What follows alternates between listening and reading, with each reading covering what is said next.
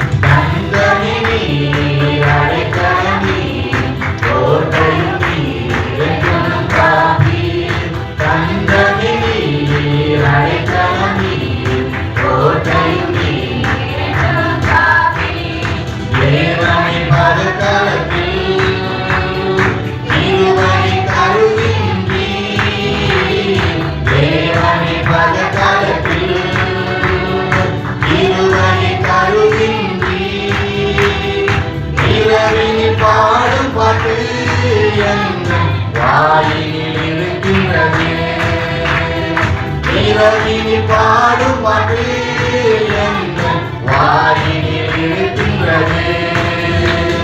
தந்தமிழி அடைக்கலமி கோட்டையும் நீரெங்கும் காப்பி. தந்தமிழி அடைக்கலமி கோட்டையும் நீரெங்கும் காப்பி. கண்மலையான தேவன் நீர் என்னையே மறந்தி. கண்மலையான தேவன்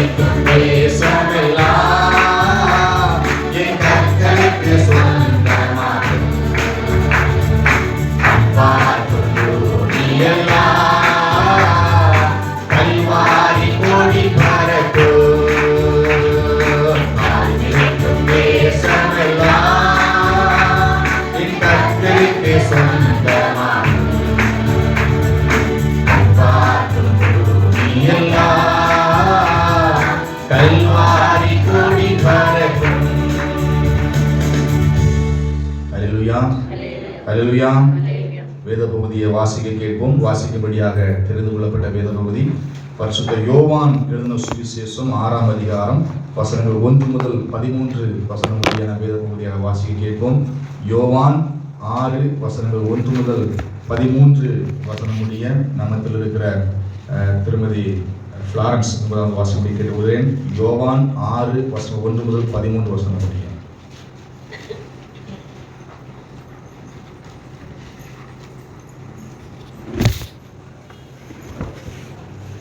வாசிமுறையாக தெரிந்து கொள்ளப்பட்ட வேதபாடம் யோவான் 6ஆம் அதிகாரம் வசனங்கள் 1 முதல் 13 முடிய. யோவான் 6ஆம் அதிகாரம் வசனங்கள் 1 முதல் 13 முடிய. இவைகளுக்கு பின்பு இயேசு திபேரியா கடல் எனப்பட்ட கலிலேயா கடலின் அக்கறைக்கு போனார். அவர் வியாதிக்காரனிடத்தில் செய்த அற்புதங்களை திரளான ஜனங்கள் கண்டபடியால் அவருக்கு பின் சென்றார்கள். இயேசு மலை மேல் ஏறி அங்கே தம்முடைய சீஷருடனே கூட உட்கார்ந்தார். அப்பொழுது யூதருடைய பண்டிகையாகிய பஸ்கா சமீபமாய் இருந்தது. இயேசு தம்முடைய கண்களை ஏறெடுத்து திரளான ஜனங்கள் தம்மிடத்தில் வருகிறதை கண்டு பிலிப்புவை நோக்கி, இவர்கள் சாப்பிடத்தக்கதாக அப்பங்களை எங்கே கொள்ளலாம் என்று கேட்டார். தாம் செய்ய போகிறதை அறிந்திருந்தும் அவனை சோதிக்கும்படி இப்படி கேட்டார். பிலிப்பு அவருக்கு பிரதியுத்தரமாக, இவர்களில் ஒவ்வொருவன் கொஞ்சம் கொஞ்சம் எடுத்துக்கொண்டாலும் 800 பணத்துக்கு அப்பங்களும் இவர்களுக்கு போதாதே என்றார். அப்பொழுது அவருடைய சீஷரில் ஒருவனும் சீமோன் பேதுருவின் சகோதரனுமாகிய அந்திரேயா அவரை நோக்கி, இங்கே ஒரு பையன் இருக்கிறான். அவன் கையில் 5 வார்கோதுமை அப்பங்களும் 2 மீன்களும் உண்டு. ஆனாலும் அவைகள் இத்தனை திரளான ஜனங்களுக்கு எம்மாத்திரம் என்றார். இயேசு ஜனங்களை உட்கார வையுங்கள் என்றார். அந்த இடம் மிகுந்த புல்லுள்ளதாய் இருந்தது. பந்தியிருந்த புருஷர்கள் ஏறக்குறைய 5000 பேராய் இருந்தார்கள். இயேசு அந்த அப்பங்களை எடுத்து ஸ்தோத்திரம் பண்ணி சீஷர்களிடத்தில் கொடுத்தார். சீஷர்கள் பந்தி இருந்தவர்களுக்கு கொடுத்தார்கள். அப்படியே மீன்களையும் அவர் எடுத்து அவர்களுக்கு வேண்டிய மட்டும் கொடுத்தார். அவர்கள் திருப்தி அடைந்த பின்பு அவர் தம்முடைய சீஷர்களை நோக்கி, ஒன்றும் சேதமாய் போகாதபடிக்கு மீதியான துணிக்கைகளை சேர்த்து வையுங்கள் என்றார். அந்தபடியே அவர்கள் சேர்த்து வார்கோதுமை அப்பங்கள் 5 அவர்கள் சாப்பிட்டு மீதியான துணிக்கைகளினாலே 12 கூடைகளை நிரப்பினார்கள். இயேசு செய்த அற்புதத்தை அந்த மனுஷர் கண்டு, மெய்யாகவே இவர் உலகத்தில் வருகிறவரான தீர்க்கதரிசி என்றார்கள். ஆதலால் அவர்கள் வந்து தம்மை ராஜாவாக்கும்படி பிடித்துக் கொண்டு போக மனதாய் இருந்தார்கள் என்று இயேசு அறிந்து மறுபடியும் விலகி தனியே மலையில் இருந்தார். வாசிமுறையாக தெரிந்து கொள்ளப்பட்ட பாடம் வாசிப்பயிற்சி. கர்த்தராகிய இந்த வசனம் நமக்கு ஆசீர்வாதமாக தருவாராக. அல்லேலூயா. அல்லேலூயா. வேதத்திலே பார்க்கிறோம். இந்த நாளில் ஆண்டவர் நம்மோடு பேசும்படியாக நாம் தெரிந்து கொள்ளப்பட்ட வேத வார்த்தை என்னது? யோவான் 6ஆம் அதிகாரம் நாம் வாசித்தோம். 1 முதல் 15 வரை வாசித்தோம். அதில் எல்லாருக்கும் என்ன சம்பவம் தெரியும்? அந்த அந்த அதிகாரத்தில் அதிகமாக 5 அப்போ 2 மீனை வச்சு 5000 பேர் போசித்தார். நம்ம நிறைய வருஷங்கள்லாம் கேட்டிருப்போம், அப்படிதானே? இந்த நாளில் விசேஷமாக ஆண்டவர் நம்ம கொடுக்குற ஒரு வார்த்தை 6ஆம் வசனத்தை வாசிங்க.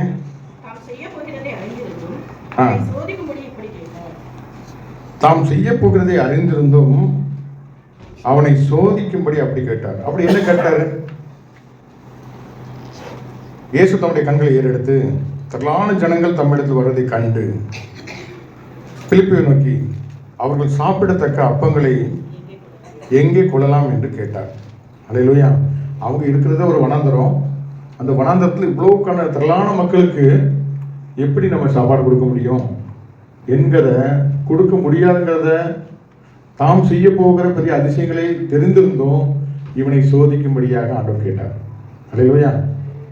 நம்முடைய வாழ்க்கையில் அநேக வேலைகளில் நம்ம ஆண்டவர் நல்லவர் இருக்கிறோம், வல்லவர் இருக்கிறோம். அவர் நம்மை சோதிக்கிறவரும் கூட. சோதித்தருகிறார். ஆபிரகாம் ரொம்ப காலத்துக்கு அப்புறம் தான் ஒரு குழந்தையை பார்த்தான். அந்த குழந்தையோடு நல்ல கொஞ்சம் சந்தோஷமாக விளாண்டுட்டு இருக்கும்போது என்ன சொன்னார்? இந்த பிள்ளை கொண்டு எனக்கு பலி செலுத்து. அல்லேலூயா. அப்போ இந்த இந்த இருதயம் முன்னால் ஆண்டவர் தேடின இருதயம் இப்போ ஆண்டவர் மேலே தான் இருக்குதா, இல்லை பிள்ளை மேலே போயிட்டா? நிறைய பேருக்கு ஆண்டவர் மேலே ரொம்ப பக்தியாக இருப்பாங்க. திடீர்னு வேலை கிடைச்சிடும், வேலை வந்தவங்க வருவாங்க. அந்த வேலை தான் ஃபஸ்ட்டு கடவுள். அதுக்கப்புறம் தான் ஆண்டவர் செகண்டரி கொடுப்போம்.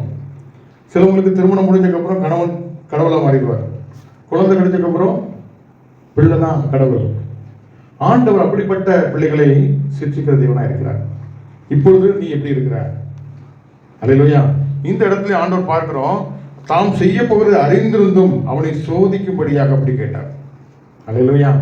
நம்முடைய வாழ்க்கையிலையும் அநேக சோதனைகள் வருகிறது, அநேக பிரச்சனைகள் வருது, பாடு வருது.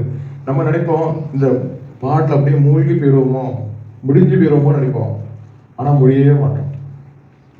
முடிஞ்சிருக்குமா? சின்ன பிரச்சனைக்கு ரொம்ப பயப்படுவோம். கரப்பாம்பூச்சி பயப்படுறதுக்கெல்லாம் உண்டு. அதை தாண்டினா எலிக்கு போயிடுவாங்க. எலியே அடிச்சுட்டாங்கன்னா எதுக்கு அடிப்பாங்க?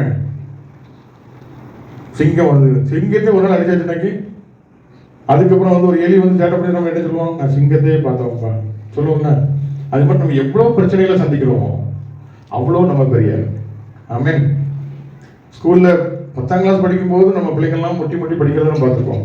அல்லேலூயா. அதுக்கப்புறம் ஹையர் ஸ்டடீஸ் போக போக அவங்க படிக்கவே மாட்டாங்க. நான் நாளைக்கு எக்ஸாம்னா இன்னைக்கு போய் ரெடியாக உட்காந்துருவாங்க. அவ்வளோக்குள்ள ஒரு புக்கே அவங்க எழுதுவாங்க. அவ்வளோ உள்ள கெப்பாசிட்டி ஆயிடுது. அது மாதிரி ஆண்டவர் நம்மளை உருவாக்குகிறார், சிரிச்சிக்கிறார், நேசிக்கிற பிள்ளைகளை சிரிச்சிக்கிறார். அல்லேலூயா. எப்படி சிரிச்சிக்கிறார்?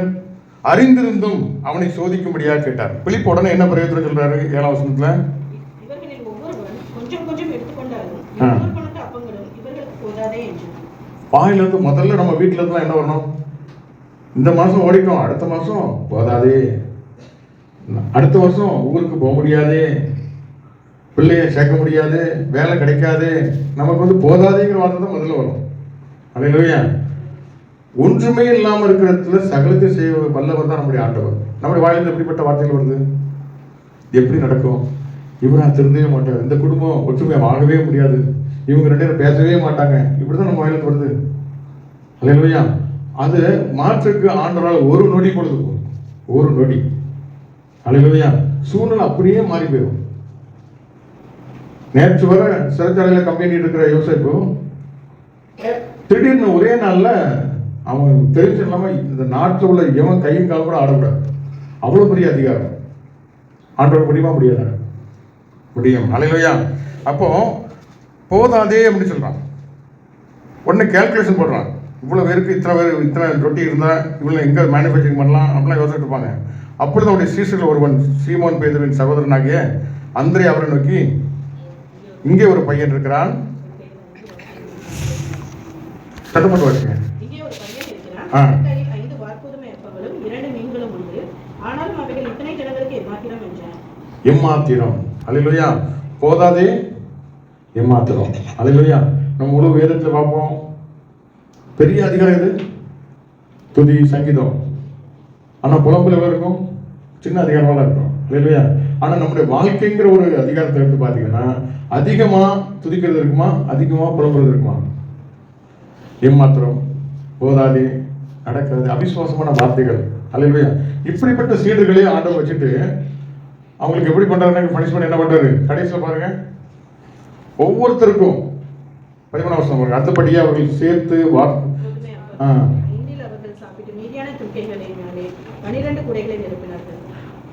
பேர் தலையில என்ன பண்ணாரு? நிரப்பி நிரம்பி வழியை செய்கிற தேவன். அல்லேலூயா. நம்முடைய வாழ்க்கையிலையும் இன்னைக்கு இருக்கிற சூழ்நிலையை நம்ம பார்க்க வேண்டாம். ஒண்ணுமே இல்லை, குழந்தையே இல்லை, ஆண்டவர் ஆபிரகாமை வெளியே அழைத்து வெளியில வந்து பாரு, நட்சத்திரத்தை எண்ண முடியுமா? முடியாது.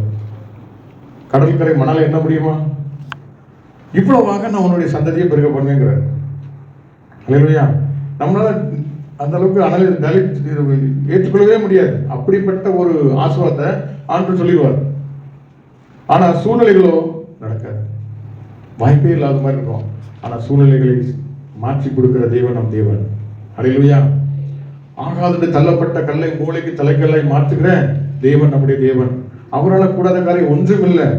நம்ம வீட்டில் ஒரு போரை விரிச்சு அப்படி விரிப்போம், அதே மாதிரி வானங்களை விரிக்கிற தேவன். அப்படி கரம் எப்படிப்பட்ட கரம்? வானங்களை விரிக்கிற அவ்வளவு பெரிய பராக்கிரம் உள்ள கரம்.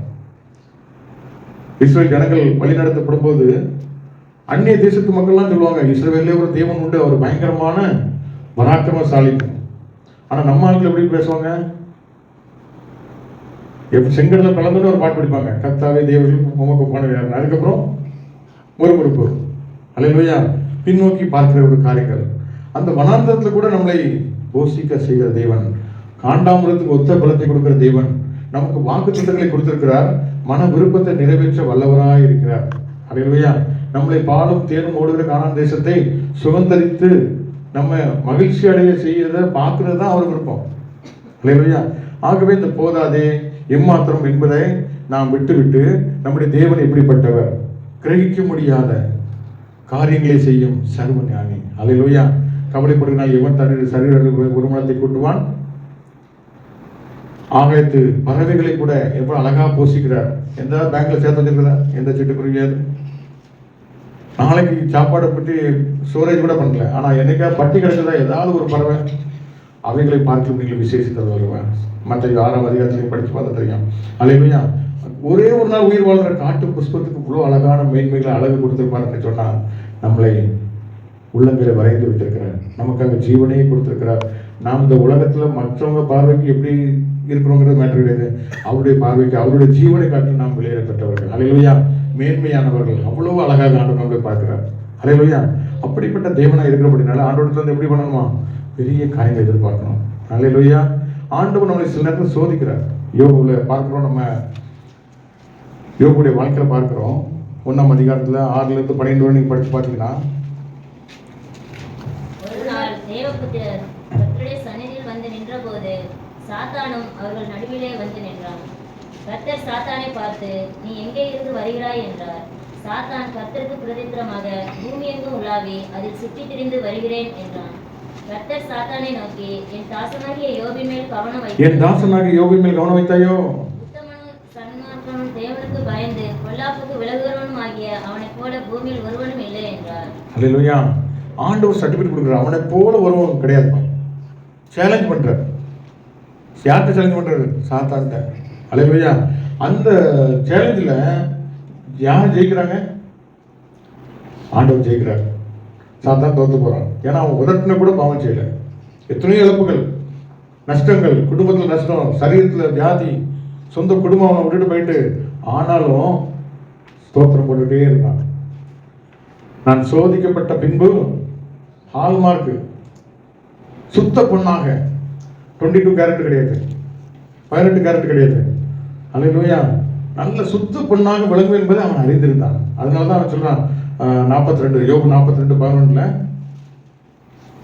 அப்பொழுது அவனுடைய எல்லா சகோதரனும் சகோதரிகளுக்கும் முன் அவனுக்கு அறிமுகமான அனைவரும் அவனிடத்தில் வந்து அவன் வீட்டிலே அவனோட போஜனம் பண்ணி கர்த்தர் அவன் மேல் வரப்பண்ணின சகல தீங்கு நிமித்தமும் அவனுக்காக அங்கலாய்த்து அவனுக்கு ஆறுதல் சொல்லி அவரவர் ஒவ்வொரு தங்க காசையும் அவரவர் ஒவ்வொரு பொன் ஆபரணத்தையும் அவனுக்கு கொடுத்தார். போதும். அவன் என்ன சொன்னா, தேவரீர் சகலத்தையும் செய்ய வல்லவர் என்பதை அறிந்திருக்கிறான். அல்லேலூயா. நம்முடைய தேவன், நாம் ஆராதிக்கிற தேவன் ஜீவன் உள்ளவர்.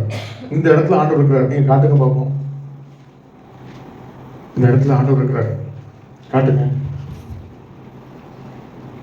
காற்று இருக்குது, நம்மளால உணர முடியுது. நம்ம முடி பறக்குது, ட்ரெஸ்லாம் பறக்குது, மூச்சு எடுக்கிறோம், ஃபீல் பண்ணுறோம், ஒரு நாள் காற்று தெரியுது. ஆனால் அதை பார்க்க முடியுதா? பார்க்க முடியல. ஸ்பிரிட் ஆஃப் காட், ஆண்டவர் ஆவியா இருக்கிறார். அல்லேலூயா. வானம் கொள்ளாத மகிமை கொண்ட ஆண்டவர் குமாரனாக வெளிப்பட்டு இப்போ நம்ம மத்தியில் எப்படி இருக்கிறார்? ஆவியா இருக்கிறார். அல்லேலூயா. எங்கும் நிரம்பி இருக்கிறார். ஆகையால் அவருக்கு சொரூபம் ஒன்றும் இல்லை.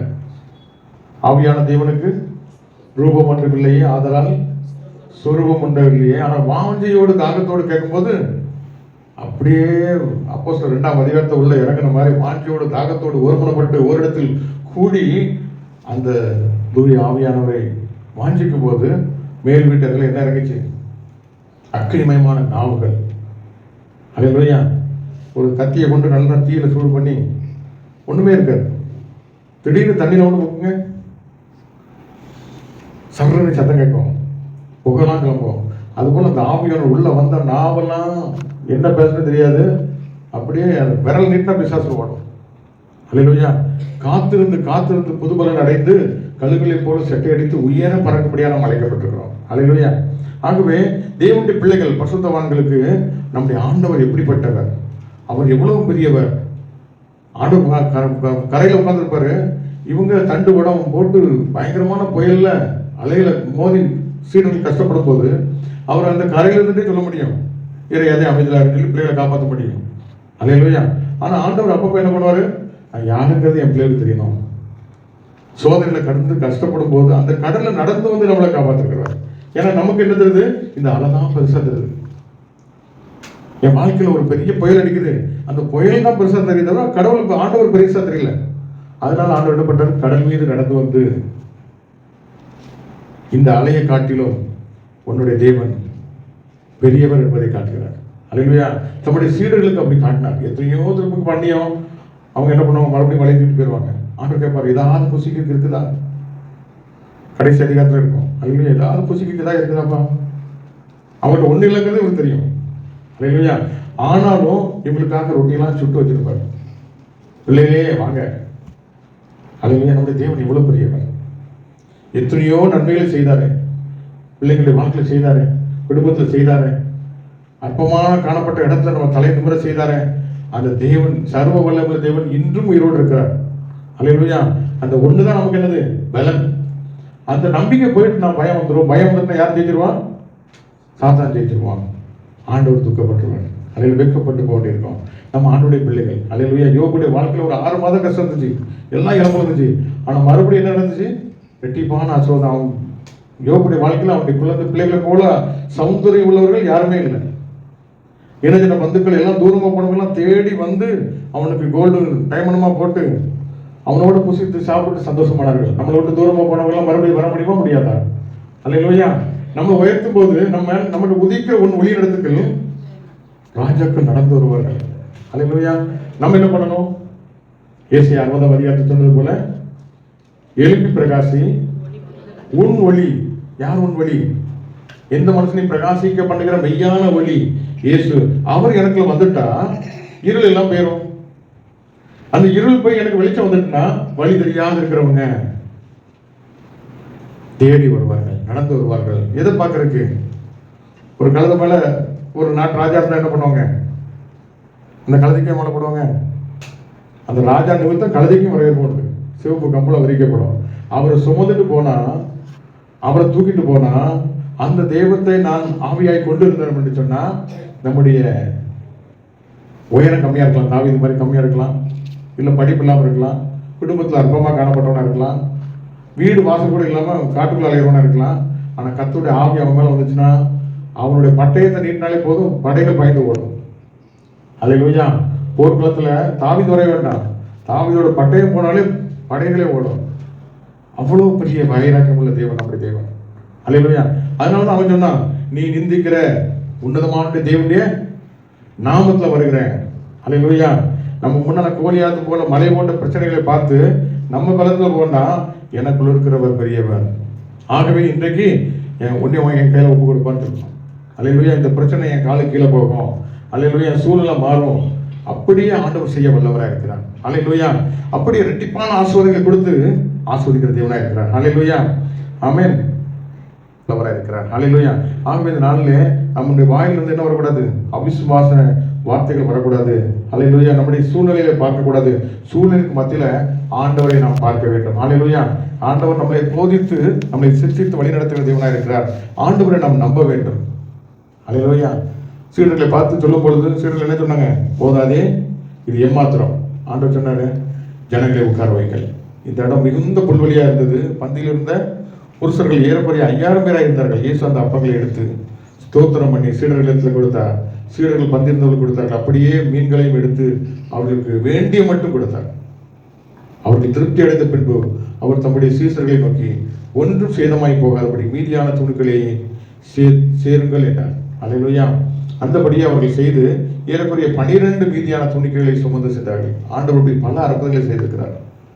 கால் இல்லாத சப்பானிய இதே சீடர்கள் தான் எழுந்து நடக்க வச்சுனாங்க. எங்கிட்ட நீ எதிர்பார்க்குற ஒன்றும் இல்லைப்பா. அப்போ 3ஆம் அதிகாரத்தில் நீ பார்க்கலாம். அல்லேலூயா. தேவ ஆலயத்துக்கு போகும்போது வழி அருகே உட்கார்ந்து பிச்சை கட்டுட்டு இருக்கிறான். அவங்ககிட்ட என்ன இருந்துச்சு? நீ எதிர்பார்க்கிற மறுபடியும் பசி எடுக்கிற அந்த பணம் இல்லை. ஆனால் ஒரு நாள் உனக்கு தாகம் எடுக்காத அந்த ஜீவ தண்ணீரை கொடுக்க முடியும். அல்லேலூயா. என்னை பார். இயேசுவின் நாமத்தினால எழுப்பி நட, துள்ளி குதித்து ஓடலாம். அல்லேலூயா. அல்லேலூயா. யோவான் 4ஆம் அதிகாரத்தில் பார்க்குறோம், சமாரிய ஸ்திரீ ஒரு குடத்தை தூக்கிட்டு தெருவா அழைக்கிறான். மத்தியானம் கூட அழைச்சிட்டே இருக்கிறான். எதுக்கு? இந்த தண்ணியை குடிச்சான், அந்த தண்ணியை குடிச்சான், இந்த குடத்து தண்ணியை குடிச்சான், தாகம் தீர்க்கப்படலை. ஆண்டவர் சொன்னார், நான் கொடுத்த தண்ணீரும் மறுபடியும் உனக்கு தாகம் எடுக்காது. அல்லேலூயா. உனக்குலேருந்து ஊறிக்கொண்டே இருக்கும் அது ஜீவ தண்ணீர். அது வந்துச்சு, இந்த குடத்துக்குள்ள போட்டான். அல்லேலூயா. அந்த மேசியாவை கண்டக்கப்புறம் ஆர்குமெண்டே பண்ணல. நீ யூதனா இருக்க, நான் இவனா இருக்கேன், அவனா இருக்கேன்னு பேசிட்டு தானா? இல்லை. அது மாம்சத்தில் இருக்க வரைக்கும் அப்படி பேசிட்டு இருப்பாங்க. அதுக்கப்புறம் திடீர்னு ஆவியானவர் இறங்கி அவனுடைய பாவங்களெல்லாம் சுட்டி காட்டும் போது அவன் நனைஞ்ச கோழி போல நின்றுப்பான். ஐயோ, உன்னை ஒரு தீர்க்கதரிசி என்று காண்கிறேன். முதல்ல யூதனா பார்த்தவா, தீர்க்கதரிசியை பார்த்தவா, இப்போ யாரை பார்க்குறான்? மேசியாவை கண்டக்கப்புறம் ஆர்குமெண்டே கிடையாது. குடத்தை கீழே போட்டுட்டு எங்கே போயிட்டா? நான் இப்படிப்பட்ட ஒரு தேவனை கண்டேன், அவர் மேசியாவா என்று பாருங்கள், வந்து பாருங்கள். முழு சமாரிய பட்டணத்தையும் ஆண்டவர்கள் கொண்டு வந்துட்டார். அல்லேலூயா. ஆகவே நம்முடைய பார்வை இப்படிப்பட்டதாக இருக்கணும். இத்தனை வருஷத்துக்கு முன்னால் கட்டப்பட்ட இந்த கல், 50 வருஷமா இருக்கிற அந்த ஆலயம், இந்த யாக்கோபு கிணறு, இந்த துறவு, இப்படிங்கிறதெல்லாம் மேன்மை பாராட்டி கொண்டிருக்கிற நாட்கள் இல்லை. அந்த மேசியாவை கண்டதுக்கப்புறம் வேற எதை குறித்து மேன்மை பாராட்டல.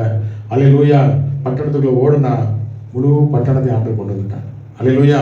என்னை பார், இயேசுவின் நாமத்தில் நட. அப்போ அவன் என்ன சொல்றான்? நானும் அவரும் தனியா இல்லை, எனக்குள்ள இருக்கிற ஒரு பெரியவர் அறிந்திருந்தான். ஆகவே இந்த நாளில் இந்த உலகத்தில் நமக்கு அம்பானி அவன் எல்லாம் பெரிய ஆள் மாதிரி தெரியுறான். எல்லாத்தையும் கட்ட நம்ம பெரிய ஆள். அல்லேலூயா. அவங்களுக்கெல்லாம் பிராயச்சித்தத்துக்காக எங்கெல்லாமோ போய் முட்டையை போட்டுட்டு இருக்கிறான், என்னெல்லாமோ பிராயச்சித்தம் பண்ணிட்டு இருக்கிறான். நம்ம ஆண்டவரேன்னு சொல்லி ஒரு வார்த்தை சொன்னாங்க, உள்ள உடஞ்சி தாவீது எப்படி ஜெபிச்சான்? நொறுங்குண்ட இருதயம் புறக்கணிக்க மாட்டேங்க ஆண்டவரே, தேவன் கேட்கும் பலிகள் நொறுங்குண்ட ஆவிதான், நொறுங்குண்ட நறுங்குண்டமான புறக்கணிக்க மாட்டேன்னு சொல்லி சங்கீதம் 51 சொல்லப்பட்டிருக்கிறது போல, ஆண்டவரே வாயை திறங்க, உன் ஈஸ்வரனால் என்னை கழுவுங்க. அல்லேலூயா. அப்பொழுது நான் சுத்தமாவேன். அப்போ ஆண்டவர் என்னை கழுவுனா சுத்தமாவேங்கிறது தெரியுது. அவர் என்னை தூக்குனா, அவர் எனக்கு நிற்கும் போது எனக்கு எதாவது யார் நிற்க முடியும்? அவன் அறிந்திருந்தான். யோபு சொன்னது போல, சகலத்தை செய்ய நீர் வல்லவர், ஆகவே நீ செய்ய நினைத்த தடைபடாமல் அறிந்திருக்க சொன்னா. ஆனால் கூட இருக்கிற சீடர்களால அந்த இயேசுவிட்ட எத்தனையோ அற்புதங்களை கண்டும் காணாதவர்கள் போல அறியாதவங்க இருக்கிறாங்க. அதனால தான் ஆண்டவர் நீ ஊழியெல்லாம் பண்ண மாட்டான், போய் எருசலேமிலே காத்து தேவனுடைய ஆலயத்தில் ஒருமனப்பட்டு மேல் அறையில் என்ன பண்ணாங்க? ஓரிடத்தில் ஒருமனப்பட்டு காத்திருந்தார்கள். ஒரே ஒரு வாஞ்சை தான், அது வேணும் இது வேணும் அவங்க கேட்கல. ஆவியானவரே வாங்கப்பா. வந்தா நிழல்பட்டு வியாதிஸ்து சுகமாறாங்க. அல்லேலூயா. அந்த பேதைகளை கொண்டு ஞானிகள் வெட்கப்படுத்தும்படி பெரிய காரியங்களை செய்தார் என்று சொன்னா, அந்த தேவன் இன்றைக்கும் நம்மளை சோதித்துக் கொண்டிருக்கிறார். சிலர் வியாதியில் சோதனைகளை கடந்து போகலாம், நெருக்கத்தில் கொண்டு போகலாம். நம்முடைய சூழ்நிலைகள் இந்த அளவு நம்மளை மூழ்கடிக்குமோன்னு நினைக்கலாம். அந்த அலைகளுக்கு மத்தியில் நடந்து வந்து நம்மளை நடக்க வைக்க வல்லவராக இருக்கிறார். அல்லேலூயா. எல்லா சூழ்நிலையும் மாற்றி நம்முடைய பிள்ளைகளுடைய வாழ்க்கையில பெரிய அற்புதங்களை செய்ய வல்லவராக இருக்கிறார். அந்த தேவன் இன்றையும் ஜீவனுள்ள தேவனாக இருக்கிறார். அல்லேலூயா. ஆகவே நாம் ஆராதிக்கிற தெய்வம் ஜீவன் உள்ளவர். யாக்கோபு நம்ம பார்க்கிறோம், ராம் முழுவதும் ஜெபிச்சான். ஏன் ஜெபிச்சான்? அதுக்கு முன்னாடி பல வருஷங்கள் வேலை செஞ்சான். 7 வருஷம் சொல்லிட்டு எதெல்லாமோ ஆசீர்வாதம் பெற்றுக் கொண்டான். அல்லேலூயா. புள்ளி ஆடை எப்படி சம்பாத்தியம் பண்ணணும், எத்தனை வீடு சம்பாத்தியம் பண்ணணும், எல்லாத்தையும் அவனுக்கு தெரியும். அதுக்கப்புறம் எல்லாத்தையும் ஆற்றுக்கு அக்கறைப்படுத்திட்டு இதெல்லாம் ஒரு வேஸ்ட்டு. நேரம் ஓடி வந்து ராம் முழுவதும் நீர் என்னை ஆஸ்வதிக்காம இதெல்லாம் வேஸ்ட்டு. கண்ணில் பார்ப்போம், ஒன்றுமே யூஸாக இருக்காது. வேதனை கண்ணீரும் அதெல்லாம் பார்க்குற போது கர்த்தருடைய ஆசீர்வாதம் இல்லைன்னா அதில் ஒரு செழிப்பே இருக்காது. அல்லேலூயா. வாழ்க்கையில் நிறைய மேன்மைகளை கண்டு நிறைய அனுபவப்பட்டு ஆண்டவரால் உடைக்கப்பட்டு உருவாக்கப்பட்டு வந்தவங்களுக்கு தான் அந்த அனுபவம் தெரியும். அல்லேலூயா. அவர் இல்லைன்னா ஒன்றுமே இல்லை. ஆனால் அவர் மாத்திரம் இருந்த போதும் வேற ஒன்றுமே தேவையில்லை. அல்லேலூயா. ஆண்டவர் அவ்வளோ மகிமையாக நம்மளை நடத்துவார். அல்லேலூயா. அப்படிப்பட்ட தேவனுடைய வல்லமை இந்த நாளில் நமக்கு வேண்டும் என்று சொன்னால் யாக்கோபு போல என்ன பண்ணோம்? நீங்கள் என்னை ஆசீர்வதிக்கணும் ஆண்டவரே. அந்த மேல் வீட்டர்கள் எப்படி ஒருமனப்பட்டு காத்திருந்தார்களோ, ஆவியானவரே எனக்கு வேணும், நீங்கள் வந்தால் தான் முடியும். எந்த ஆட்சி வந்தாலும், எந்த அதிகாரி வந்தாலும், எத்தனை மேன்மைகள் இந்த உலகத்தின் மேன்மைகள் வந்தாலும் என்னால் வாழ முடியாது. ஆண்டவரே உடைய ஞானம் இல்லைன்னா என்னால் ஒரு நொடிப்புல இருக்க முடியாது. உடைய ஞானம் தாங்க, உடைய அபிஷேகம் வழி நடத்தட்டும். அல்லேலூயா. நான் இல்லை, என் பலன் இல்லை, என் தாளம் இல்லை, உடைய கிருபை எனக்கு தாங்க சொல்லி எந்த கேட்க வாங்கியா இருக்கிறீங்க.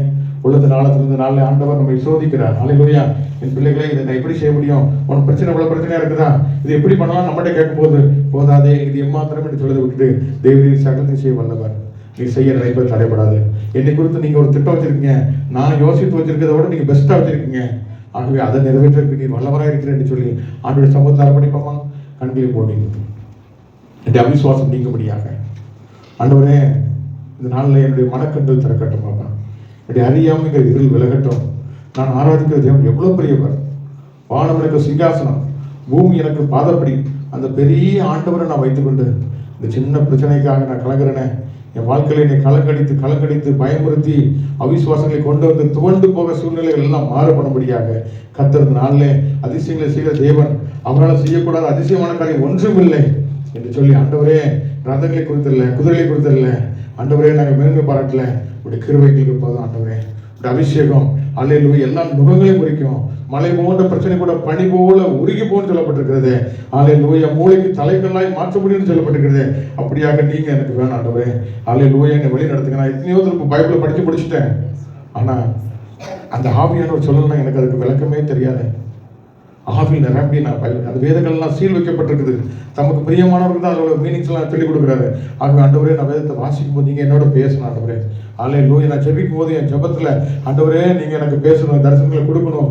அல்லேலூயா நான் ஏதோ குருட்டாட்டமா நான் அடிக்கக்கூடாது, சரியாக கோலியாத்துகளை முறியடிக்கணும் ஆண்டவரே என்று சொல்லி என் கண்களை கூர்மையாக்குங்க.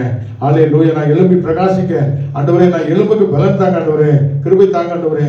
அல்லேலூயா இன்று கண்ட சூழ்நிலை எல்லாம் மாறி ஆண்டவரை மகிமைப்படுத்த முடியாக, ஒரு நிறைவான பாத்திரங்களா என்னை பயன்படுத்த முடியாக உடைய கருத்தில் ஒப்புக்கிறேன்னு சொல்லுமா. ஆதி அப்போஸ்தலர்கள் எல்லாம் மறுதளிக்கிறவர்களாகவும் ஆண்டு விட்டு ஓடுறவங்களாகவும் பின்மாற்றக்காரர்களாக இருந்தாங்க. ஆனா ஆண்டவர் அந்த ஆவியானவர் வந்ததுக்கப்புறம் அவங்களாம் ரத்த சாட்சிகளாக இருந்தாங்களே. இந்த வருகிற கடைசி நாட்கள்ல நாங்களும் அவ்வளவு ஸ்ட்ராங்கா நிற்கத்தக்க, வைராக்கியமா நிற்கத்தக்க அந்த உன்னதமான ஆவியானவர்கள் நிரப்பும்படியாக இந்த நேரத்தில் நாங்கள் ஒப்புக் கொடுக்கிறோம் ஆண்டவரே, ஒப்புக் கொடுக்கிறோம் ராஜா. எங்களை பலப்படுத்துவீராக. அல்லது வெறுமனே நான் கிறிஸ்தவன் என்றதோட எனக்குலேருந்து கிறிஸ்து வெளிப்படும்படியாக, வழி தெரியாத பிள்ளைகளுக்கு வழிகாட்டியாக, பட்டணங்களை கொள்ளை பொருளாக கொண்டு வந்து ஆலயத்தை நிரப்பும்படியாக, உடைய மகிமை எனக்குலேருந்து பிரகாசிக்கும்படியாக எனக்குள்ளே வந்து ஆண்டவரே என்னை பெரிய காரியங்களை செய்யபடியாக காலத்தை கொடுக்குறோம் ஆண்டவரே. இந்த ராஜபத்தில் ஆண்டவரே எங்களோடு நீங்கள் பேசின உயிர்ப்பித்த நல்ல வார்த்தைகளுக்காக நன்றி ராஜா. ஆண்டவரே எங்களை மறுபடியும் ரினியூ பண்ணி ஆண்டவரே எங்களுக்கு நீங்கள் வாக்குறுதிகளை கொடுத்துருக்கீங்க, நிறைய வார்த்தைகளை கொடுத்துருக்கீங்க, அதை நிறைவேற்ற வல்லவராக இருக்கிறேன் என்று சொல்லி அந்த விசுவாச கண்களை நாங்கள் பார்க்க, ஆலய ஜாதிகளுக்கு தகப்பனாக மாற்றுவேன் என்று சொல்லி ஆலய ஒண்ணுமே இல்லாமல் இருக்கும்போது நீ சொன்னீங்களா ஆண்டவரே. ஆலய ஆலய அப்படிப்பட்ட பெரிய அற்புதங்களை ஆபிரகாமுக்கு செய்த தேவன் அவருடைய பிள்ளைகளாக எங்களுக்கு செய்ய வல்லவராக இருக்கிறார்ப்பா. யோசேப்புக்கு தரிசனத்தை கொடுத்தீங்க ஆண்டவரே. சூழ்நிலை சாதமா இல்லை, ஆனால் நானானது வழங்க பண்ணியது. அல்லேலூயா அவன் கணிதரும் சாட்சி செடியாக அல்லேலூயா அவனுக்கு ஆண்டவரை மகிமையை வெளிப்பட்டதே. அந்த மகிமை எங்களுக்கு கண்டும் ஆண்டவரை நீர் உதிக்க வல்லவராய் இருக்கிறேன் என்பதை நாங்கள் அறிந்து கொள்ள, ஆகாயத்து பறவைகளை காட்டிலும் ஆண்டவர்களை போஷிக்கிறீர், தேவனாய் இருக்கிறீர், எங்களுக்காக ஜீவனை கொடுத்தவர், இதெல்லாம் கொடுப்பாது எப்படி என்று சொல்லி ஆண்டவர் விசுவாசத்தை வர்த்திக்க பண்ணுகிறார். எங்க வாயிலிருந்து போதாதே இது ஏமாத்திரங்கிற வார்த்தைகள் வராதபடி விசுவாச வார்த்தைகளை நாங்கள் சொல்லத்தக்க அப்படிப்பட்ட மனக்கண்கள் எங்களுக்கு திறக்கப்படுவதாக, தடைகளை உடைக்கிறோம், பிசாசுகளில் அழிக்கப்படுவதாக, எங்களுக்கு பின்பாக போராடி ஆண்டவரை பின்தொடர்கிற பார்வோனுடைய ஆவிகள் இயேசுவின் நாமத்தில் மூழ்கடிக்கப்படுவதாக, வாக்குத்தத்தங்கள் நிறைவேறுவதாக. இந்த சபையை நாங்கள் ஆஸ்வதிக்கிறோம் ஆண்டவரே. ஒவ்வொரு குடும்பத்தையும் கட்டி எழுப்புகிறாங்க, அல்லது உமக்காக எழுப்பி பிரகாசிக்கட்டும் ஆண்டவரே. இயேசுவின் நாமத்திலே இந்த சபையை நடத்துகிற ஆண்டவரை போதுகிற இரத்த கோட்டைகளை மறைத்துக் கொள்ளுங்க ஆண்டவரே. உடைய கிருபை பொழிந்தழுவீராகப்பா. ஆண்டவரே உடைய கன மகிமை உண்டாயிருக்கட்டும் அப்பா. எங்களை தாழ்த்துக்கிறோம் அப்பா. எல்லாம் துதிக்கிற மகிமை நமக்கு செலுத்துகிறோம். இயேசு கிறிஸ்துவின் நாமத்தில் ஜெபம் நல்ல பிதாவே. ஆமென்.